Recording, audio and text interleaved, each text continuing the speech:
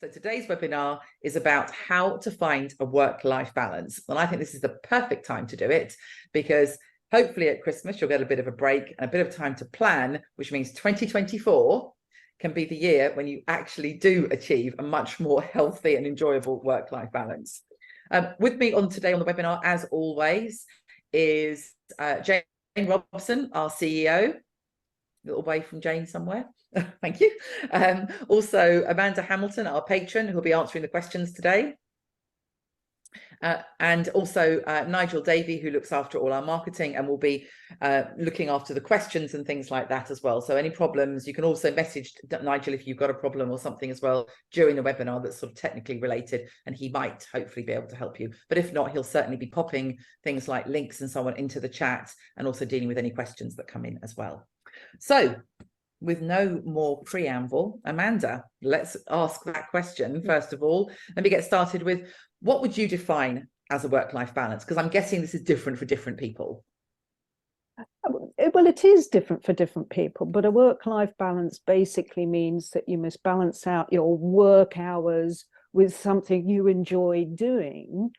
It is different. I mean, some people have a work ethic where they're working 10 hours a day and then find by the end of that time, they don't have time to do anything else. My premise is that in order to achieve that work-life balance, you've got to be able to look forward to something you enjoy doing outside of your normal work life. And for me, it's very difficult to do. I know how difficult it is, you know, working on a computer, things crop up all the time. You think to yourself, I must get out and have that hour's walk that I promised myself, and you just never get round to doing it. But it also, it's very important to have some kind of hobby. You know, you must have some kind of hobby, whether it be walking, whether it be going to the gym, whether it be going to your local library and whatever. Have some kind of a hobby that can balance out your daily work life. It's good for your mental health, and it's good, hopefully, if it's some kind of physical hobby or something that involves working your body a little bit, that's good for your physical well-being as well. So that's the ideal, is have something outside of work. Sounds great, but how do I actually make sure that that happens? Because as you said, we all have the best intentions. And I know how many times I have a great intention to get outside, for example, because I live in such a lovely area, and it doesn't happen. So how do we make sure that we do find that balance? That's the thing, actually, Chantal. It's creating a situation where you are disciplined enough to say, right, it's 1 o'clock, that's it. I'm breaking for an hour. Or it's 3:30 in the afternoon, I'm going for a half-hour walk. It's just like you would timetable and time manage your work life. You've got to time manage your outside of work life as well. And sometimes it's not at all easy. As I say, things crop up. And it's really a question of saying, right, well, if I was in a workplace employed, I would have half hour or an hour for lunch. And your employer should force you to take that time off, because that's part of the contract you have with your employer. So if you're working for yourself, as I know many of us do these days, it's a question really of doing that for yourself, timetabling the fact that, okay, I'm going to answer this email, then I'm off. There's nothing that can't wait for an hour or two, and sometimes nothing that can't wait until tomorrow. I don't want to be too sort of Spanish about this and say mañana, mañana, mañana, because clearly there are lots of things that need urgent attention, but nothing that is so urgent normally that it can't be left for a half an hour or an hour. Do you think that, because this is my experience, is even if I schedule it in the diary, it gets nibbled, if you know what I mean. So I'm thinking that maybe you should treat it a little bit like I treat exercise, which is, I know I won't do it unless I've already got it booked in and paid for. So either having a class that I've booked in for, or a personal trainer or something like that. So although that's, yes, that's a way of doing exercise, but I'm wondering whether you could apply the same logic to getting a work-life balance. It's like, if you know you've got to be, you know, at your local gym for 1 o'clock for an aerobics class, you'll take that hour's lunch. Or if you know you're meeting a friend to go for a walk, you know you'll do it. That helps enormously, doesn't it? When you know there's that you either paid to do something or you don't want to let a friend down.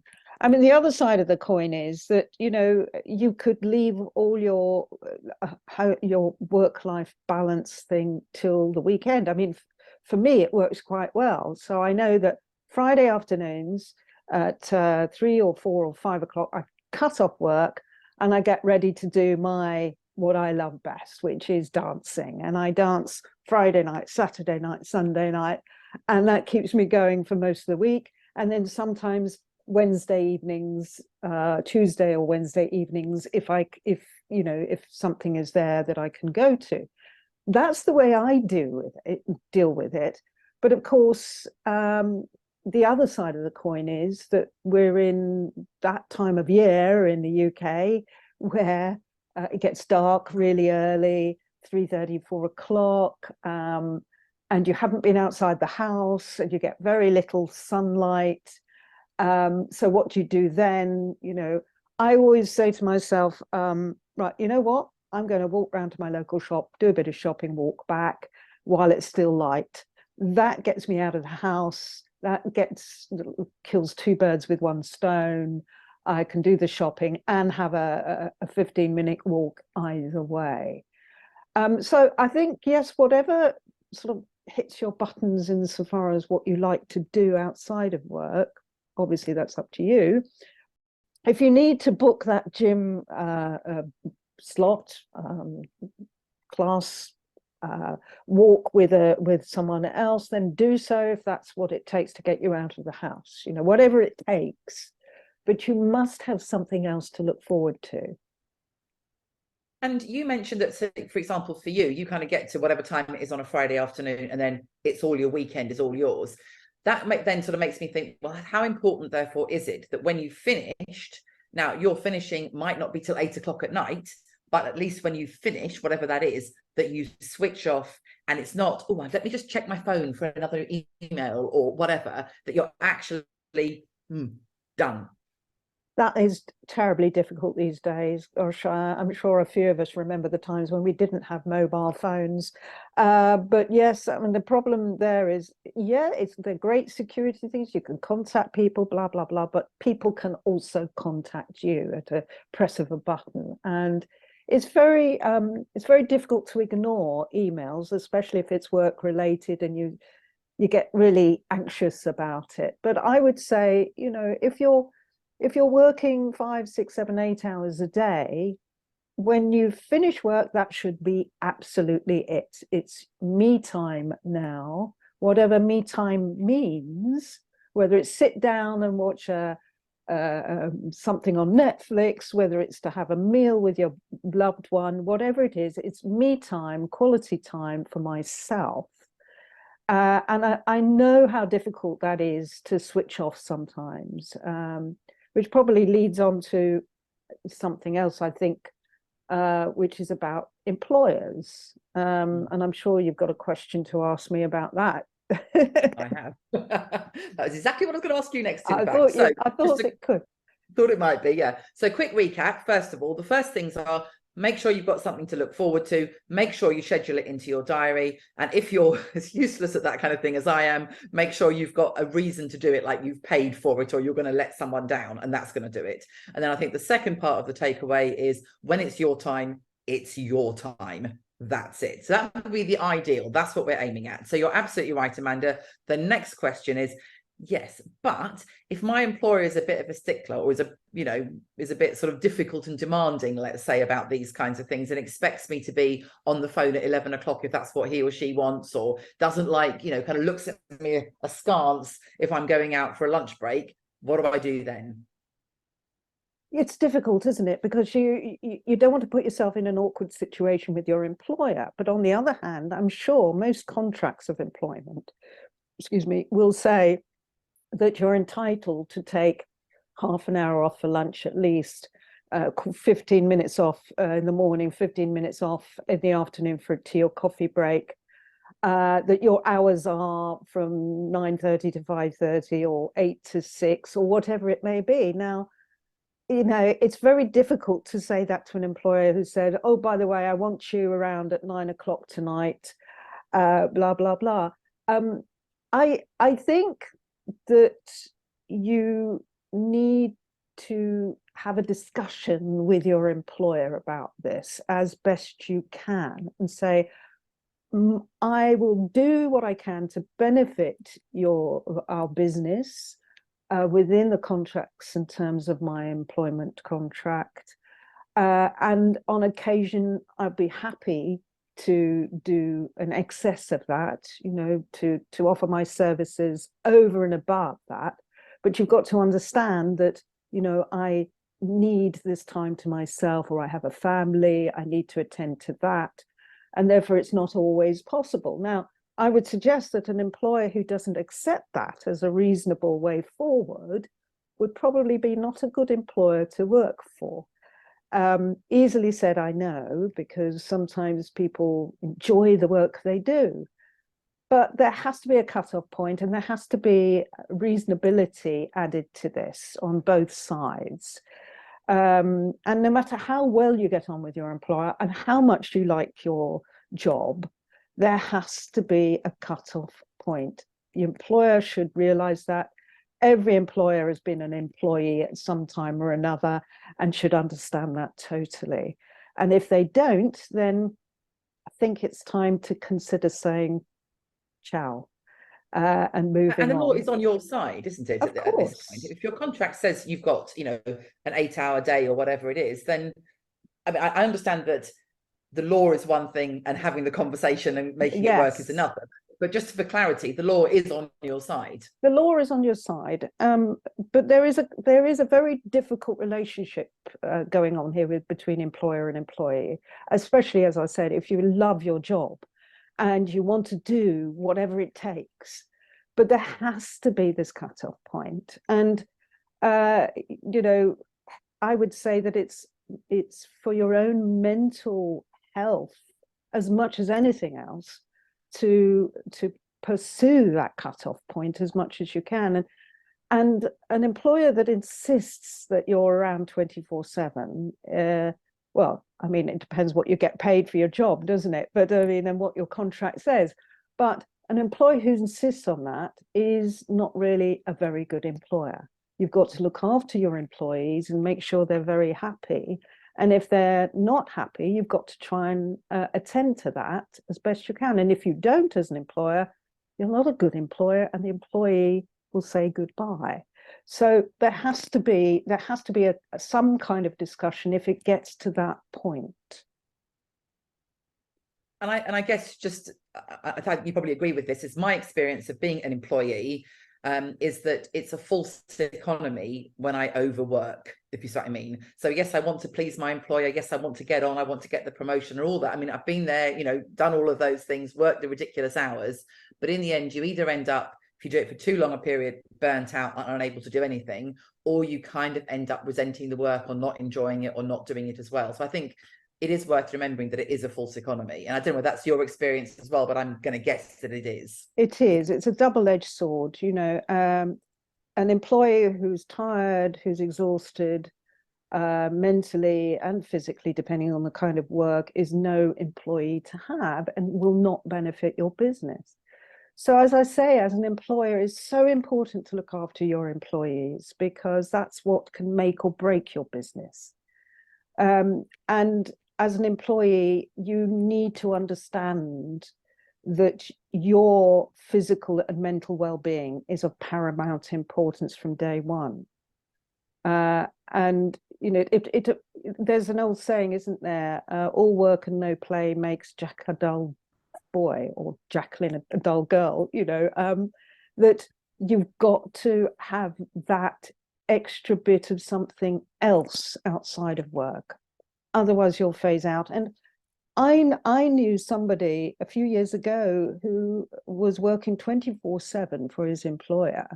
He was 32 years old, and unfortunately, his health suffered. He had a heart attack, and that was it. He was gone at the age of 32. It's I mean, this is an extreme example, but you know, it does affect your mental and physical well-being enormously. And to have something to look forward to, you know, is so important. Whether it's time with your family or whatever it is, you know, that quality time for me is priority, really is. Okay, but what about if you're the employer, as in you work for yourself? So you're both, if you're like, employer and employee, because that is a very different dynamic, Yeah. So how do you deal with that? The same applies. The same applies. If you are both employer and employee, as some of us here are, then the same thing applies. The important thing is to take time out, and you know, whatever work you do, whether you're employed, self-employed, business owner, whatever it may be, consultant, contractor, the same thing applies. There's absolutely no difference whatsoever. I think, and I'd be interested actually if anybody else has got any thoughts on this, and please pop them in the chat if you have. One of the ways I've found to help myself get that balance as someone who runs their own business is I justify the time by thinking about what I've achieved in that time that I had off. So let me just explain that. Sometimes if I take that half an hour to go out for the walk, or, you know, whatever it happens to be, I'll have a really great idea on behalf of a client. So in a way, that's work time, because I had this really great idea, which I wouldn't have had otherwise had I been sitting at my desk, you know, busy typing away and trying to do it. So that's my kind of justification for going, yeah, but if you go out for 30 minutes, guess what might happen? So I'm interested, so if anybody else has got a similar experience or a similar way of justifying their off time, if you like, or their break in the middle of the day, we'd love to hear it. And any other tips as well for a work-life balance, because as we've been talking about, yes, I think most of us understand the principle and understand why it's important. It's just the doing it is so difficult sometimes. So again, I'd love to hear if anybody's got any tips. Anything else, Amanda, before we maybe go to some questions that you've got, maybe some sort of anecdotal stories of your own where you've managed to make it work, a little tip you can share? Well, I think it's important to just find something you enjoy doing, number one. Number two, why shouldn't it be as important to manage your time outside of work as it is to manage your time inside of work? And, you know, time management is something that we all learn with a bit of experience. You've got so many things you need to get done in a day. How do you manage that time work-wise? And then why shouldn't you do exactly the same when you're not working? You know, manage that time in the same sort of way. So that's number two. And number three, it doesn't really matter, as you say, what you do outside of work. And it may have a beneficial effect on the work that you do, either because your brain is in the right place, your mind is been refreshed, and you're coming back in the afternoon after a half-hour walk, refreshed to pursue what you need to do work-wise. But also, as you say, you might be able to generate a few extra ideas in your head while you're taking that breath of fresh air. And there's a lovely advert on TV now where it's about mental health, where you see somebody walking, grimacing as they're walking, hunched up in a park. And then the more they do it, the more they sort of walking straight, starting to smile, starting to be aware of the areas and the trees around them, and end up with a smile on their face. And that's exactly how it should be. You should think, I've got to get out of the house, get my fresh air, walk. And then as you're walking, slowly let yourself relax and take in your surroundings, and let your mind just be refreshed, and whatever it takes. So thank you for that, because there's lots of really good advice in there, and lots of things that either good new tips or good reminder tips as well, to make sure that we all do manage to get some kind of a balance. And as I said, that will be different for everybody as to exactly how much of a balance you feel that you need. So if anybody's got any questions or any tips of their own that they'd like to share, or any burning kind of issues that they feel, yes, but this is my problem, you know, I'm struggling because of this in terms of work-life balance, then please do pop it in the chat, because we've got a few minutes left and we would love to answer any questions that you have. While you're thinking about those questions, or perhaps plucking up the nerve to put them in the chat, I've just got a few things I can tell you about in the meantime. One thing I really do want to say is thank you. And to thank you particularly to those people who turned up at National Paralegal Day at the House of Commons at the beginning of the month. We had an amazing evening. I mean, an absolutely fantastic, amazing, wonderful, wonderful evening. I think it was the best National Paralegal Day yet, personally. So thank you to everybody who turned up to that. And if you missed it, oh, you missed a good evening, but don't worry, because we have another one.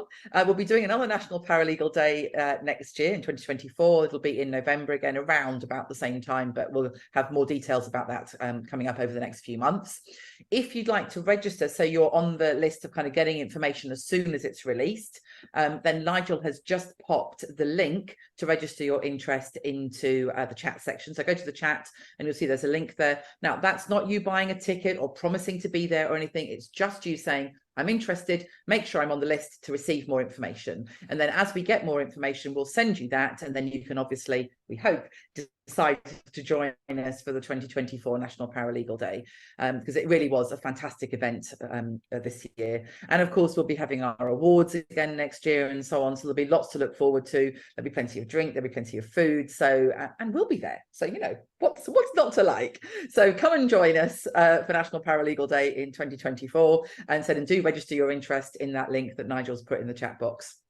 And then you'll be among the first to know what's happening. And again, thanks to those who did attend in 2023 as well.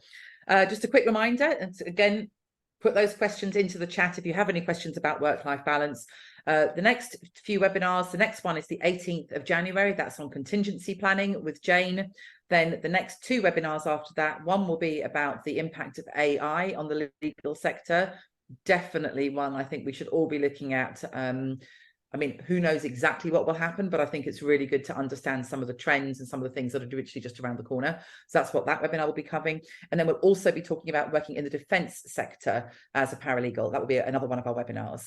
And to reiterate, if you've got a particularly interesting job as a paralegal, you work in a particularly interesting sector and would like to share your story, doesn't have to be as a webinar, it can be as a Q&A or an interview or whatever works for you, really. Just get in touch with us, let us know, and then we can have a chat with you and work out the best way to go forward. We're also, as you may have noticed in a recent newsletter, we're always looking for article topics. So we've had a couple of members write articles for us about their area of expertise. One of those was actually about the defence sector and kind of, you know, how defence and AI and the law all kind of mixed together and how it's not quite sorted itself out yet and what that's likely to look like in the future. But we've also had articles, for example, about working as a paralegal within a police station, representing people who've come in and perhaps need a paralegal very quickly there and then within the police station. And again, quite a different job from what people often think of as being the traditional paralegal roles within a solicitor's office. So if you've got something that you'd like to write about, let us know. Or alternatively, if you've got a great idea for a subject that you think would interest paralegals, whether as an article or as a webinar topic for the future, let us know. You're the guys that are working there on the front line, so to speak. So we would absolutely love to hear from you with any of the ideas that you have, and then we can hopefully get those sorted out for you, put them into practice, whether it's a webinar or an article for the future. I said, got no questions. I think, Amanda, you've covered everything there, so thank you. Seems to have covered all of the issues that we were worrying about, so I thank you so much. In that case, what it just leaves for me to say, maybe I'm the first person this year, I don't know, to wish you a really, really wonderful Christmas for 2023 from all of us at NALP. We hope you have a fabulous, fabulous time. But to spend some time with friends, with family, with loved ones, to eat lots of food that you probably shouldn't eat, drink lots, but nevertheless have a really, really fabulous Christmas and the break around that. And also, of course, a wonderful new year. We're really looking forward to 2024. We hope it's going to be a fabulous year for NALP and for all of our members. And we look forward to joining you in 2024 at our webinars and, of course, at National Paralegal Day. So thank you so much to Amanda, to Jane, to Nigel, to all of you for joining us today. And yeah, I guess see you next year. Take care then.